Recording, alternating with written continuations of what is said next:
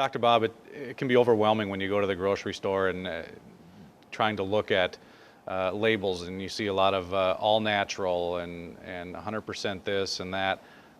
What do you look for when you're looking at a label? How do you know if it's healthy or what's actually in that product?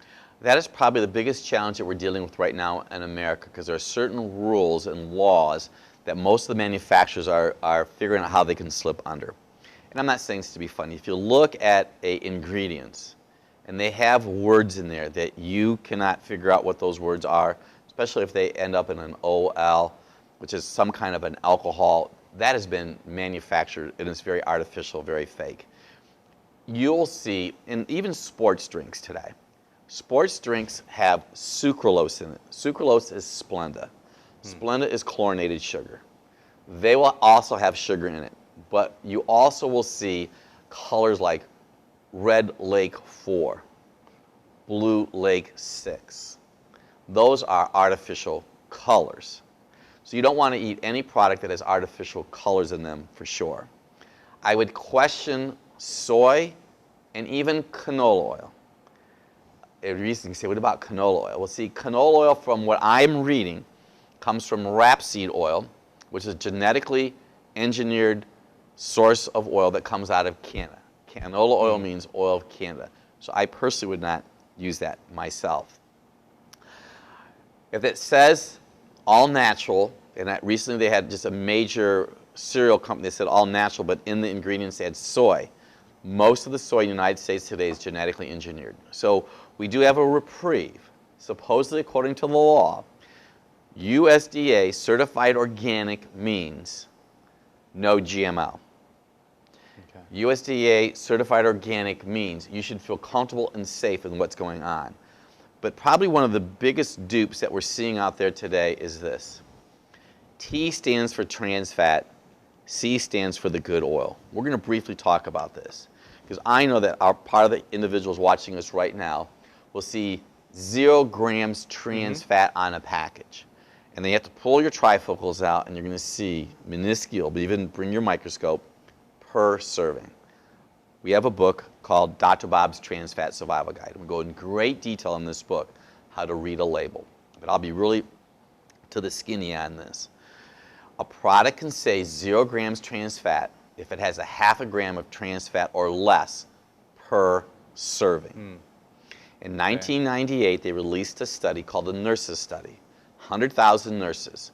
In this study, they said if a nurse consumed 1 gram of trans fat or more per day, she'd increase her chances of having heart disease by 20%. Now, right now, female in the United States, one of the leading causes of their death is heart disease. So going back to 1998, they said if a nurse ate a gram of trans fat or more per day, it increased their chance of having cardiovascular disease by 20%. Just 1 gram? 1 gram, 20%. In 2005, they released this law. They made this law come into force and said, if a product has a half a gram of trans fat or less per serving, they can say 0 grams trans fat.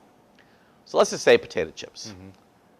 Half a gram of potato chips, 18 potato chips, for example. I don't know about you.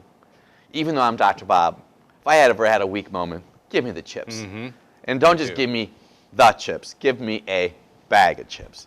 I don't care if they have trans fat on them or not. So I don't try to ever get in that weak moment. But I eat the whole bag. I wouldn't even feel bad. Maybe 2 days later I'd feel bad. I would literally feel bad. Well, if you eat 18 chips, you're okay. That's the mindset. But if you eat 25 or 30, you're getting your gram. So here's something that a lot of people don't realize. Fat has a half-life. The half-life of a cis or normal fat is 18 days. That's why the title of my ADHD book is Dr. Bob's Guide to Stop ADHD in 18 Days.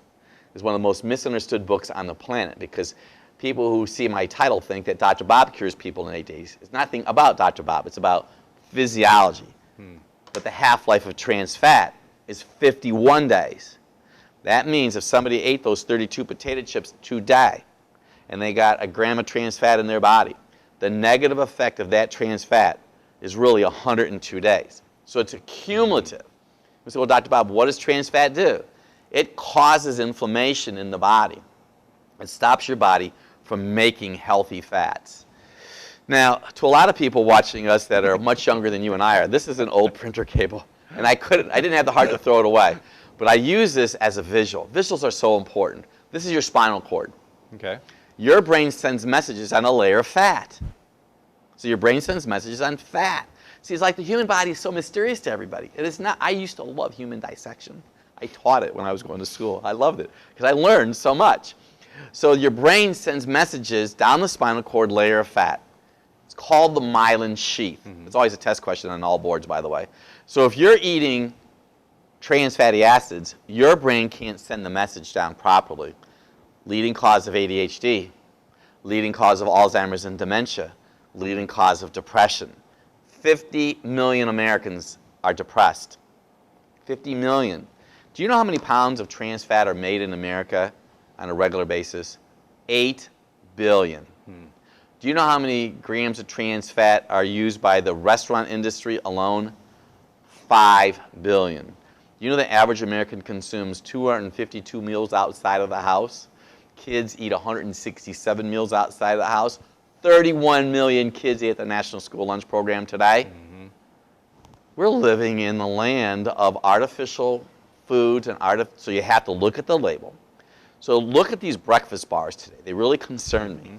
If they have sugar in them, I would put it down. If they have sucralose in them, there's a lot of new terms. All-sulfame potassium, it's ACES, all-sulfame potassium. They usually put that with sucralose. Anytime you see a chemical that they use, like sodium benzoate. Sodium benzoate is very common in soda as a preservative. It's one of the leading causes of allergies, sodium benzoate. And it's very popular in sodas. Another one that's very interesting is caramel coloring. Caramel coloring usually comes from barley. Barley has gluten in it. Rye, wheat, oats, barley, gluten.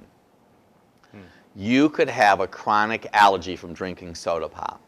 That's not counting in soda pop phosphoric acid. Phosphoric acid causes osteoporosis because it takes calcium out of the body. So you can see, wow, what are you saying, Dr. Bob? So that means if you have a peanut butter and jelly sandwich that has sugar in it and possibly trans fat, on white bread that has bromine in it, in jelly that has high fructose corn syrup, which we didn't even touch on high fructose corn syrup, or maltodextrin, with a soda, do you think you're going to be healthy? Likely not. That's what's going on in America today.